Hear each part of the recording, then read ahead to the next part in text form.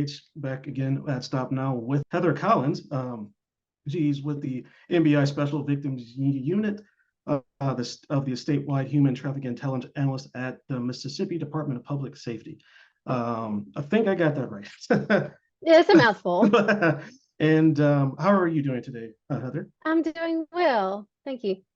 Thank you, and I appreciate you taking the time to talk with us. And I guess, yeah, we can start at the beginning. Could you tell the listeners how you got involved with law enforcement and in your path? Sure. So originally, I got started in law enforcement back in 2015. I was hired on to become a full-time law enforcement officer with a local police department. And so I went through the police academy here and graduated and got certified as a law enforcement officer for the state of Mississippi. And then from there, I worked patrol, mostly working night shift for about 3 years. And during that time, I was always interested in working domestic violence cases, missing juvenile cases, and more recently, human trafficking cases, although at the time I wasn't quite as informed on what it is as I am now. So I've always been interested in working, I guess, what most might consider special victim cases. And so I got into the intelligence field and got connected with the intelligence community here in our state and was recommended for the position now. Okay, and I think that's very interesting because as I know, we look into issues of domestic violence and human trafficking. Are those things kind of covered in at the police academy, or is that something more you learn about once you're out in the field? So it is covered in the police academy, but most of the time it's a brief overview of what it is. And most of the time, as with most careers, you really learn the actual nuts and bolts of what your job is out in the field. And that's something that's very true for police officers, especially the ones on patrol. You learn, basics at the academy, but what you really learn is, what actually happens once you're out in the field. And so for domestic violence and human trafficking, we actually now train at the academies here in our state. So we actually go in and train. We actually just went yesterday to train for 4 hours at the basic academy class. And so we try and train as much as we can in our state. Is that a relatively new thing? So since our unit formed back in 2019, we started doing more training then. But before that time, it was being trained at the academy, just not 4 hours worth. And so they had a general about 2-hour course with basics, but now we include more of what ties into human trafficking and more of the indicators, what to look for, and how it is in our state locally. So what led to you getting directly involved with the fight of human trafficking? Was it something, a case that you had when you were in the field, or was it research that you did, or something that you heard about? So everything that I was interested in some way had ties to human trafficking because, victims of human trafficking are a lot of times victims of other crimes. So domestic violence, missing juvenile cases, things like that, things of that nature.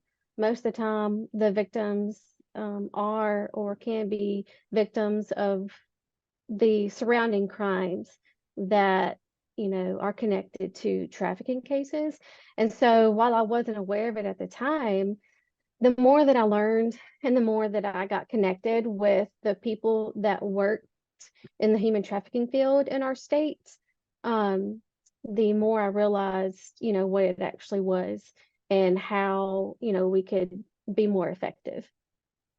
And I think that's very interesting because I know when people hear special victim unit, a lot of, the normal individual was going to think of Law and Order Special Victims Unit, which is Right. a very popular show that's, it's made for TV. So what outside of that scope, what entails your role in the Mississippi Bureau of Investigation's Special Victims Unit, and what exactly do you do on a daily basis?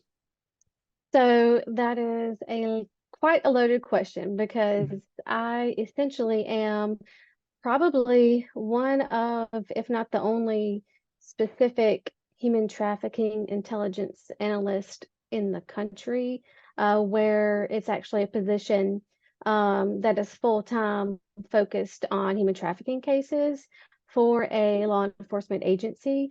Most of the time, in other states, you have an intelligence analyst that works on human trafficking cases, but that's not their full-time job.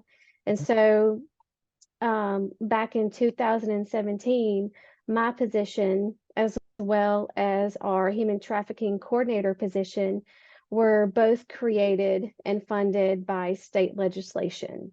And so I think that's a big key factor in both that position and my position being able to do what we do.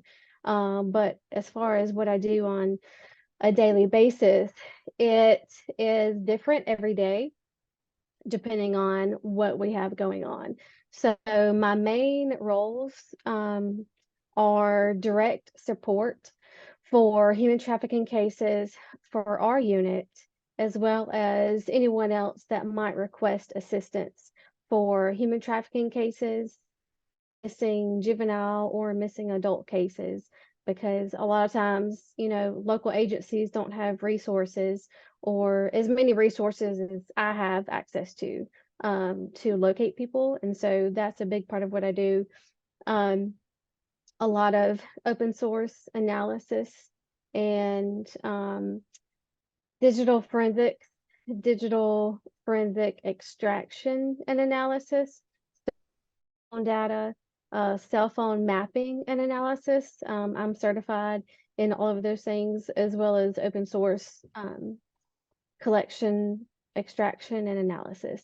And then whenever we work specific cases, depending on what is going on in that particular case, we, serve legal process once I have identified the accounts that we need for the target, either the suspect or victim. We serve legal process to the owner of those accounts, and then we get the account information back. And so a large part of what I do at that point is to go through all those files and documents and, kind of go through there and gather everything that we need for the case that might be of evidentiary value, and work with the case agent that's assigned. So that is quite a bit there, and so basically, that's kind of surprising that this is you have one of the only positions that it's full time doing this work for human trafficking. All data says that this is a problem that is a gigantic issue within the United States that attention on. Is this a thing that you believe every state should a position in every state should have to try to combat this issue? Oh, yes. So most of the time, states do have what they call a human trafficking coordinator. And a lot of times it's going to be, the position will be usually at the Attorney General's office in that particular state. Now, a lot of times that position is either not funded, or it's a position where somebody, fills that role, but they have a different full-time job. And so it's not something that they're allowed to do full-time and focus strictly on human trafficking. So I think that's a key factor, like I said, in our state's success, as well as the fact that she and I, the coordinator, Ashley Lucas for our state, one of the first things that we did when we both got hired was apply for a grant from the Department of Justice, specifically for forming a human trafficking task force. And so that's another thing that we did that has helped us greatly, because in that grant, the way that we wrote it for the majority of the funds to actually fund the salaries for our human trafficking investigators that are placed in the northern part of our state, central and southern. And so they are funded by the grant to focus 100% on human trafficking cases. That's another factor that I think has greatly helped us, because again, a lot of times when you think of law enforcement, especially investigators, they are not most of the time allowed to focus on one type of crime. Most of the time they have a very heavy caseload on, all types of crime. And so being able to focus on that one um, aspect, that one field, and then the surrounding crimes is something that we have seen that has greatly helped us. And that kind of ties into a kind of a follow-up that I was thinking of. So do you think there's an adequate system in place so states can work together on human trafficking, or do you feel because there's going to be a lot of bureaucracy when something crosses state lines? So how do states coordinate with other states, and then how do they coordinate with the federal government on cases like this? Right. So when you think of the human trafficking field, the agencies and people that actually do the work in the field is not as big, I guess, as you would think that it might be, especially law enforcement wise. So, one of the key things that we do is identify people that work human trafficking, that work kind of the people that hold our positions in the other states. And so we also work very closely with our federal partners, FBI, HSI, the U.S. Attorney's Office, and we work really closely with them on cases, and we have people that we can contact in other states that basically do what we do, except they may fall under like the state police, and they're not titled the same way we are, but they're the ones that work these type cases. A lot of times they are going to be a part of a human trafficking task force in their area. And so how is kind of jurisdiction decided on issues like this? Because it seems like if the force working on it isn't large, that could come into play at some point. How do you mean? Someone in the case of someone actually they do move someone across state borders, is that going to become a federal issue? Is that which state has jurisdiction, or how would that Right. work? So again, it's on a case by case basis. So, wherever a criminal act took place, and that could be, many jurisdictions, like you said. So, we've had instances where we have one of our local police patrol officers call us where they had a traffic stop, and they've got some indicators of what's going on. And then upon further investigation, they have found that is a possible trafficking victim. And they've, either been taken to another state, or they have come from another state, or, similar things like that. And they, contact us for assistance. And then we also reach out, to our federal partners as well. And we all pretty much discuss the specifics of the case and work toward finding out, what evidence do we have to take it, federal, or would it be better to handle at the state level? And ultimately, our goal is to do what's best for the victim. So that's really what that's really the determining factor, is what is the best outcome for that victim. And does your department with victims and survivors, or does your department work with victims and help them get to the survivor stage, or how is your department's interaction with the victims in this case? So we do work directly with victims. A lot of our contact with them is, making contact in the situations, the criminal situations that they might be involved in. And so, at the time, we might not know that they're a trafficking victim. And then, upon further investigation, that is something that is found out. And so throughout that process, if we have any suspicion that they're a possible trafficking victim, as soon as possible, we reach out to our victim service providers and get them, to come speak with that victim and get them connected with victim services as soon as possible. And then, really law enforcement, focuses on the law enforcement side.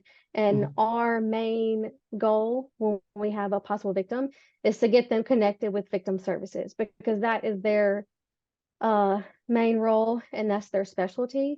And so really the victim service providers and NGO agencies here really do the heavy lifting when it comes to helping victims and survivors.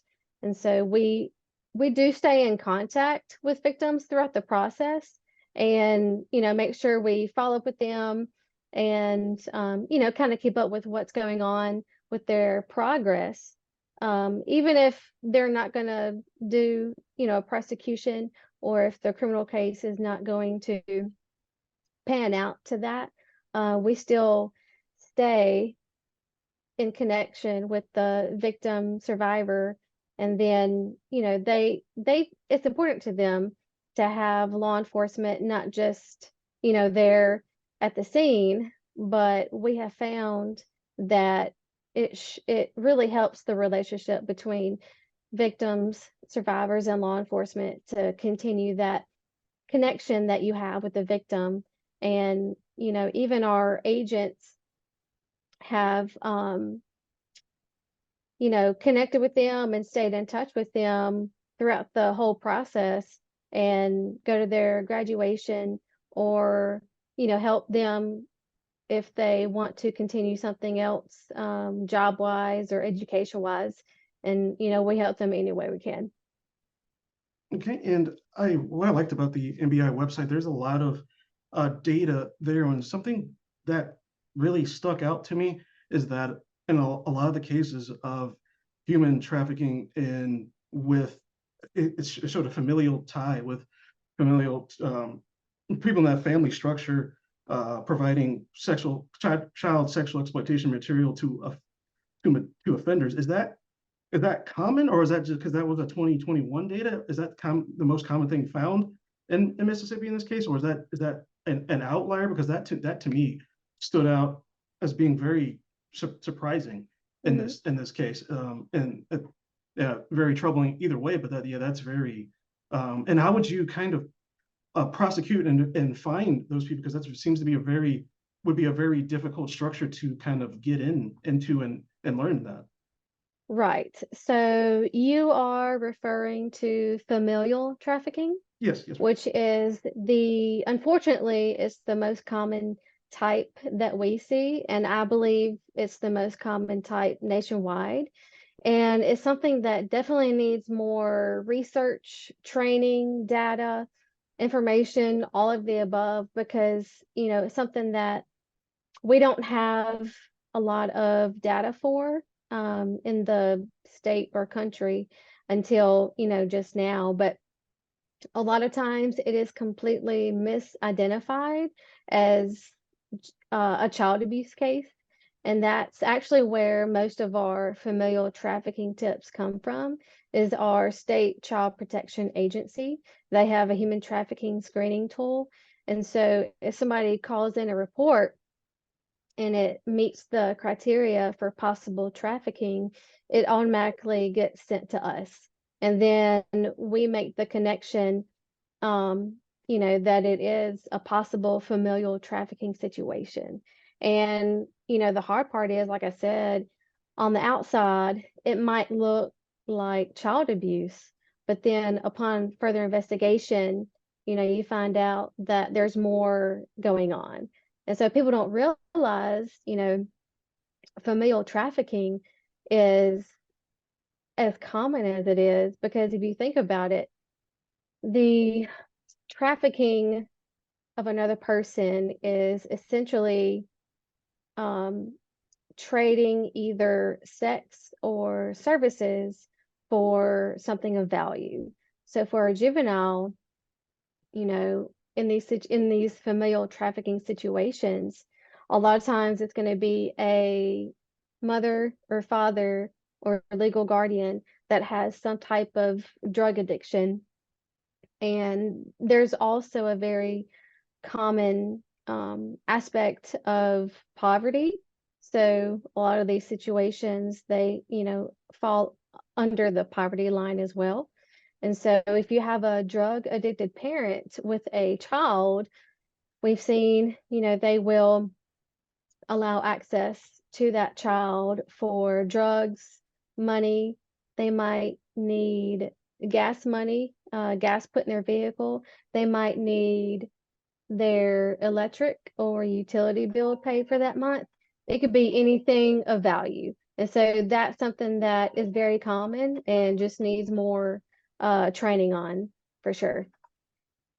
And yeah, that seems yeah. So how do you identify those cases? Because you said you also worked closely with domestic violence victims as well. When are those cases kind of tied together, or are they often separate when it comes to these familial issues? So typically, what is done when you have a case with a juvenile is the law enforcement and child protection services request what is called a forensic interview. And so that's when the child has a very specific type of interview process done to find out about what's actually going on. And so it really depends on if they make some type of disclosure or not. Unfortunately, in a lot of these cases, they are afraid to say anything. And so they may not even disclose what's actually happening to them. But there's other ways, to get other types of evidence needed for the case if you don't have that disclosure. But unfortunately, that is something that is key to these investigations when you have a juvenile. And is there any other data that you could provide regarding human trafficking in the state of Mississippi that you would be able to share that would Sure. be of value? So for last year, we had a total of 223 human trafficking tips. And so that means somebody made a report to either us directly or to the National Human Trafficking Hotline or to Child Protection Services. And it met the criteria for a possible human trafficking case. And so we receive all of those tips, and then we work to investigate those, and we work with the local agencies, federal agencies, and we all work to investigate those tips and find out if there's actual trafficking taking place, or if it's another type of crime, or if it's something that we may not have enough at that point to open an investigation, but we keep the information in our database in case we get more information further down the road. We had 187 sex trafficking tips and 7 labor trafficking tips. So for labor trafficking, 7 doesn't sound like a lot. The the the main thing for labor trafficking, not just in our state, but again nationwide, is the awareness and education on what labor trafficking actually is, and so that it can be properly identified and reported and then investigated. So that's something that is being definitely underreported nationwide. So that's something that we're really focusing on as well, is raising awareness about labor trafficking and what it is also. And what have you identified in, I guess since there were so few, you might remember specifically what those cases were tied to. What are some of the labor violations that you're seeing coming up as trafficking cases in Mississippi? So a few of them were working in homes, cleaning homes. We have a big agricultural industry here in our state, so factories, plants, any type of industry or business that you can think of that has shift work. We have a lot of casinos. We have a shipyard, a big shipyard on our coastline. And so really any of those industries are, possible. We've had tips about field workers and poultry plants as well, and also working in restaurants and massage businesses, spas, and things of that nature. And are a lot of these with involving migrant and immigrant workers? Because we at Stop Now also look into a lot of H-1B visa factors as well. That's more on a more corporate level. I'm assuming you haven't seen any reports from H-1B visa holders, but on a on that kind of level, like what are a lot of the complaints to your department more on the underpay over hours, or what kind of specific calls are you getting about that? So the tips that we've seen are either being underpaid or not paid at all, and in conditions, and being um, held in a place without being able to be free to leave, having their documents held, not having control over anything in their situation really. And a lot of the tips do involve non-US citizens. Okay. And does your department mainly rely on tips coming in from the community, or is there some kind of preventative investigation going on as well? So we do rely on tips a lot from the community. We have seen that the majority of tips in our area have actually come from the hospitals because they've been trained really well to identify possible indicators of possible labor trafficking, especially possible labor trafficking of juveniles. And so we've actually had a lot of really good reports from the hospitals with possible labor trafficking tips of juveniles, non-US citizens. So that's a really great thing that we've seen because of training and awareness in the hospital setting, but then also community members, and not just in our state, but in other states as well. Law enforcement really relies on information and tips from nonprofit organizations and victim service providers, especially when it comes to labor trafficking, because with labor trafficking victims, they are usually not going to talk to law enforcement because of fear of deportation. So we really do rely on victim service providers, NGOs, and a lot of the medical field as well. From some of the tips that you've received for your department directly for labor, did any of them involve any visa holders at all, or were these mostly undocumented workers, or are you allowed to go directly into that? Without going too much into that, the majority of them were non-holders and non-US citizens. And Okay. most of them were juveniles that we've gotten tips on. And how does law enforcement in these cases work to support the victims and help them become survivors, or is that more of the victim services organization's job, or how does that interaction work? So as soon as we are made aware of a situation, we contact Homeland Security investigations because they specialize in these type of cases as well. So we work very closely with them, and they have a lot more resources than we do at the state level.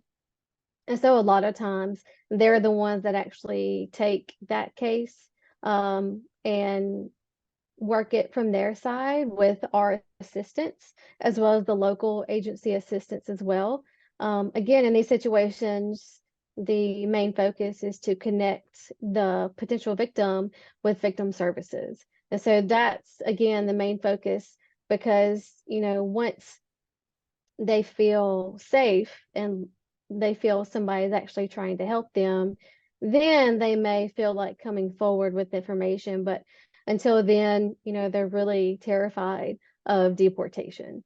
And so, again, connecting them with services and, the language barrier is a huge issue that law enforcement faces. And so, getting the appropriate translators, to come to the location is a big hindrance in these cases. A lot of times we have to do translations over the phone or through, some type of app, something like that. Unfortunately, that's something that we need more translators for the dialects that are needed in these cases. But HSI assists with that as well, and nonprofits too. So again, connecting them with services, and then, getting them to a point to where they decide if they want to actually, you know, go further with their criminal case, or also making them aware of what they can do on the civil side. And how is that trust built with a um, and how is trust built with an individual in that situation, since they might feel that the country at large is against them? So Mhm. so how do you kind of, because I know the MBI on the website said there's trauma support focused, and so how do you build up that trust? So really getting them connected with victim services, somebody that they can relate to, somebody from their culture that can explain to them that we're actually there to help them. And, we can tell them that we're there to help them, but they won't take it the same way as if they have somebody from their own home country or culture, telling them that we're actually there to help them. And then, you know, as much as possible, getting them connected with a survivor of the specific trafficking, whether it's sex or labor trafficking, actually having a survivor tell them that we're there to help them and that they know and are able to connect with them on that level. And so that's really another thing too, is making sure that we have the victim service providers and survivors that can connect with that victim. Okay. And and again, a lot of the work that you're doing, what do you think is do you think it needs to be increased, or do you think budgets need to be bigger, or what do you think can help the fight against legitimate human trafficking in the United States? So really, the things that we need to do more of is prevention. And so that's something that we're also focusing on as well, is teaching in the school system. We were actually awarded one of the only pilot projects in the country for a high school anti-trafficking curriculum that we were able to implement in one of our high schools here that was created and funded by DOJ, and it's actually led by the school resource officer. And so we began implementation of that there.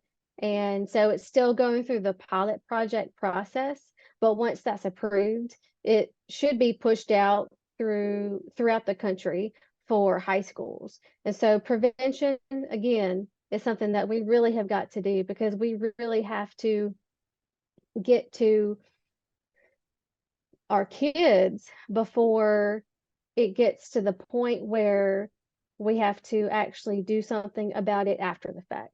So really prevention about, how to protect yourself online, things that are happening online, things on social media, cell phones, the whole sextortion um, thing that has come about recently. That's something that we have definitely seen an increase in. And, other agencies have seen that as well throughout the country. So prevention in that way, and really teaching and training people.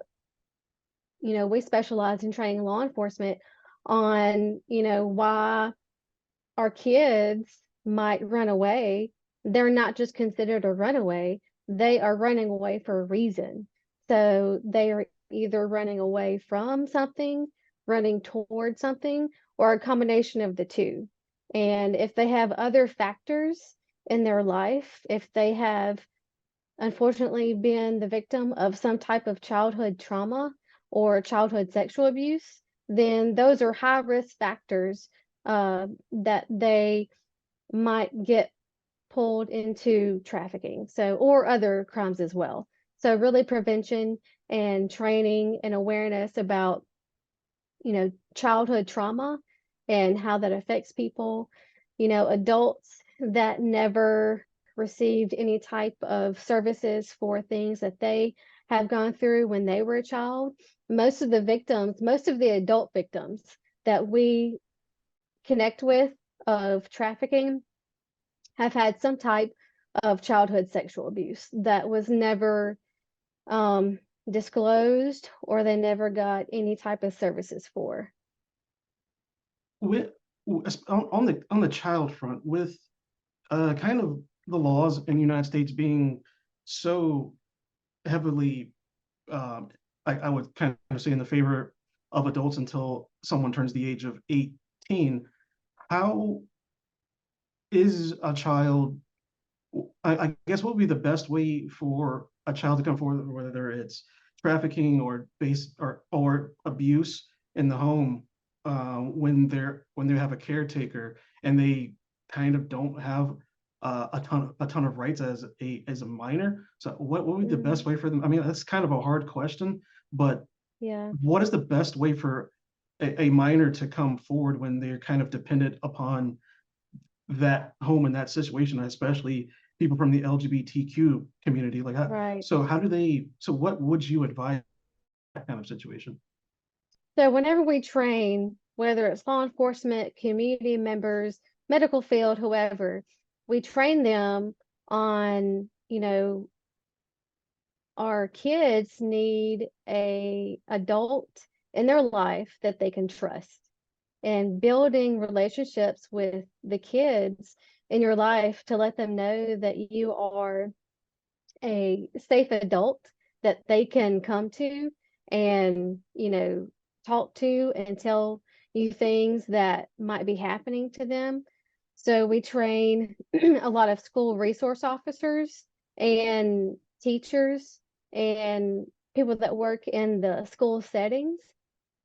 And so we get, disclosures made to a lot of those adults that work in the schools, the school resource officers, the school counselors, teachers, making sure that they understand what their roles are, because, most of the people that get into that line of work for a career, they do it because they want to make a difference in a child's life. And so most of the time, they're the ones that actually make reports and notice when something is off with a child because they know that child in their classroom or in their school. And so a lot of times we do get reports from them because they know something is off. And so just, teaching them, training them, and also letting our kids know, what a safe adult is and who they can talk to. And are teachers kind of, because I guess that kind of comes back to the same thing. Are teachers pressured because I guess a or a parental figure could kind of say, stay out of my business, kind of a thing, and the teacher, I guess this depends on the state, but a teacher doesn't always have the ability to go beyond that. So is that a thing that's easier to do in Mississippi? So in our state, everyone in our state, when it involves a juvenile and possible child abuse or possible trafficking, either sex or labor trafficking, everyone in our state is a mandated reporter, which means if you have suspicion that a child is being abused or trafficked, you are required by state law to report that to our state child protection services. And so, unfortunately, school systems might try and keep it in-house and try and handle it, at a local level. And sometimes teachers are told, to report these things to their direct administration, which is fine. I definitely want everybody to follow whatever their policy is, but you're also required by state law to report it to CPS. And so that's something that when we train teachers, they don't know. They think that they, have done their due diligence in reporting whatever it is to their bosses at the school, and then that's it. But, we've taught them that they're further required to report it to CPS. And so that from that point, it activates a assessment team and we get involved as well. And then there's a multidisciplinary team approach to that tip in that case. Okay, it's definitely good to know because that's a process that's different in every state. Right. Yeah. When most people think about the state child protection services, CPS, whatever the acronym is for that state, they think you can only report child abuse to them if the offender is a family member or a legal guardian. But in the state of Mississippi, the legislation was added or amended to include that if you have any suspicion that a juvenile is being trafficked, whether it's sex or labor trafficking, you are required by state law to report it to CPS. And it does not matter if the offender is a family member or legal guardian. Yeah, that's definitely good to know because I don't think that's information that's uh, out there that people are aware of. And yeah, before we wrap up, was there anything else you wanted to say in closing? I'm trying to think. I just appreciate you having me on here and the fact that y'all are having people on here to raise awareness around these issues. I do want to mention some of the task forces and nonprofits that we work very closely with around the country. So the National Child Protection Task Force is a task force that we work very closely with.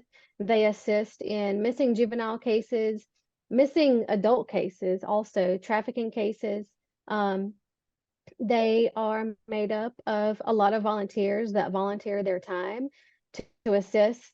The majority of what they do is open source analysis for investigations, and then they create packets to give to the law enforcement agency that has that case. The other organization that I have just started to assist with and partner with is All Things Possible, and they hold these operations that are called skull games, where again, they have volunteers that volunteer their time to identify possible human trafficking victims and their potential traffickers. And then they create these lead packets for law enforcement agencies that they partner with around the country. And so those are two just amazing organizations that we work with. We also work very closely with the Internet Crimes Against Children task forces around our state. And, you mentioned funding before. If you think about it, there's so much funding for um, narcotics investigations and drug task forces. And, that's great, but we need just as much, if not more, for human trafficking cases, child exploitation cases, because that is a huge issue, and we are completely underfunded and under-resourced to stay on top of these types of cases. So all the cyber tips that the ICAC task force gets around the country, unfortunately, they are just drowning in those. And, social media and having access to the internet 24/7 and the freedom of being able to do so much online has only increased that and has increased the victimization of our kids. And so we really have got to do better. We need better legislation, better funding, better research and data on all these issues. Okay, and yeah, we appreciate it, and it was nice speaking with you, and might have a few questions after we end recording as well. So if Sure. you could hold on for just for a moment, but yes, again, it was great speaking with you, and yeah, we should definitely stay in touch. Thank you.